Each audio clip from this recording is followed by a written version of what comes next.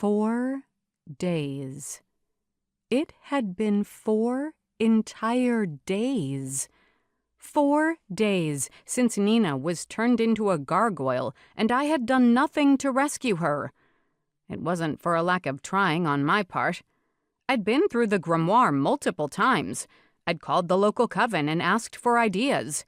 I talked Logan's ear off, at least until he had to leave. And Goldie's. And Florrie's. I'd cried to Caro and Shelley. Even with all that, I'd still failed. And now, 4 days after the biggest failure of my life, I was in bed. The blankets were up around my nose and my eyes were closed. I couldn't face the day. Not another day where Nina sat on my porch, silent in the condemnation that I could not escape. Not that I wanted to. I'd earned all the condemnation possible. I found that after thinking of nothing but helping Nina, freeing her, I couldn't face another day where the dandelion fairy hair flew around in the gentle wind that came from the sea, or another day where a little girl went without her mother, in danger from her father. Not another day where this was all my fault. I pulled the blankets up over my eyes and tried to shut out the morning sun. I just couldn't face it, or anyone, or anything. When I pulled the blankets down and faced the world again, the sun told me it was later in the day. Quite a bit later, in fact. I should feel guilty, but I didn't.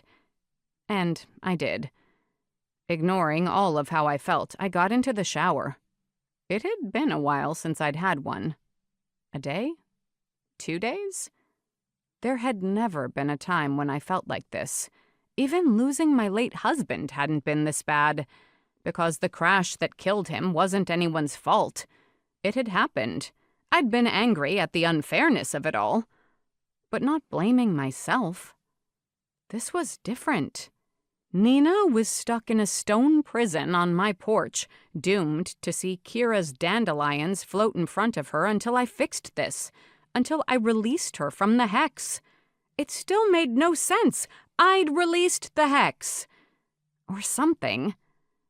Elizabeth, the second time I'd called her, had suggested it was a booby trap hex of some sort.